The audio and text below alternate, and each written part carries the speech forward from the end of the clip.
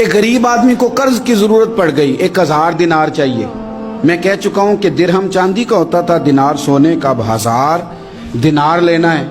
تو جس بندے سے اس نے کہا، اگرچہ وہ نیک بندہ تھا، اس نے کہا یار 1000 دینار دے دو۔ تو کہنے لگا کوئی گواہ ہے تیرے پاس؟ وہ کہنے لگا غریبوں کا گواہ کون ہوتا ہے؟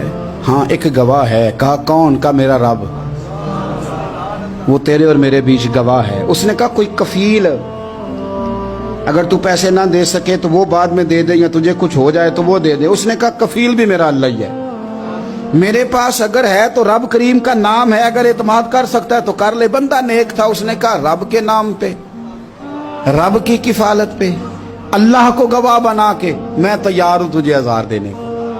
اس نے 1000 دینار دے دیا، وقت واپسی کا طے ہو گیا۔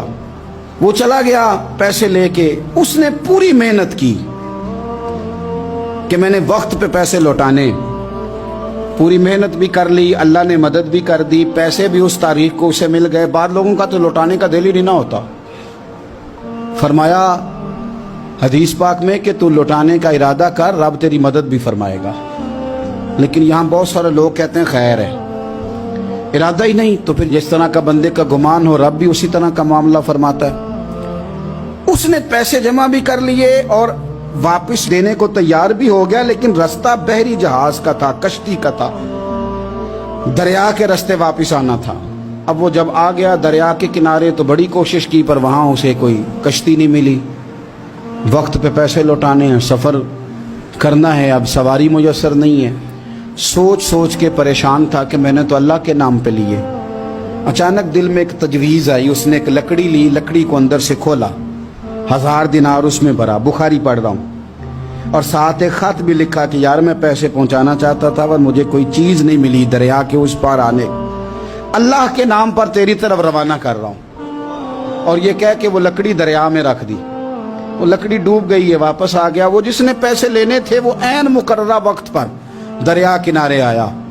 صبح سے سرے شام تک اس نے انتظار کیا۔ دل ڈھلنے لگا تو دل میں خیال آ گیا کہ یار نہیں، اس نے دینا ہی نہیں، جھوٹا وعدہ کر گیا، پہنچا ہی نہیں وقت پہ۔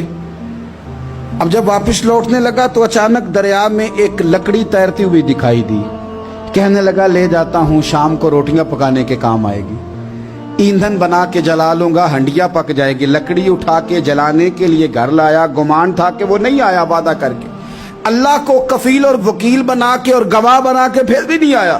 لکڑی لے کے گھر گیا، بخاری ہے، اور جب اس کو چیرا نہ کہ میں اس کی آگ جلاؤں گا، کھولا تو اندر سے 1000 دینار بھی نکل آیا، خط بھی نکل آیا۔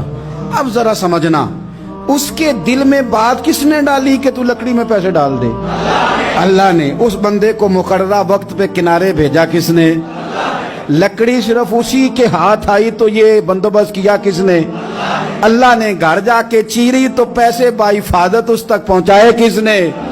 تو پھر ہمیں بھی توجہ اللہ کی جانب ہی کرنی چاہیے، ہمارے پہ دل کی توجہ رب کی طرف ہی ہونی چاہیے نا۔ ہمیں ادھر ادھر جانے کی، دیکھنے کی، بندوں پر غور کرنے کی ضرورت کیا ہے؟ وہ پیسے پہنچ گئے، یہ وہاں اپنی جگہ پہ پریشان تھا۔ اس نے 1000 دینار اور جمع کیا۔ پھر دوبارہ ایک دن دریا کنارے آیا، کشتی مل گئی، بیٹھ کے اپنے اس بھائی کے پاس آیا، کہنے لگا دیکھنا مجھ پر بدگمان نہ ہونا، پیسے اس تاریخ کو بھی جمع کر لیے تھے، دریا پہ آیا تھا پر کشتی نہیں ملی تھی، پھر میں نے نا لکڑی میں ڈال کے خط ڈال کے تیری طرف بھیج بھی دیے تھے، لیکن آج میں پھر لے کے آ گیا ہوں۔ وہ کہنے لگا خوش ہو جا، جس رب کو تو نے میرا اور اپنا گواہ بنایا تھا اس رب نے میرے تک پہنچا بھی دیے ہیں۔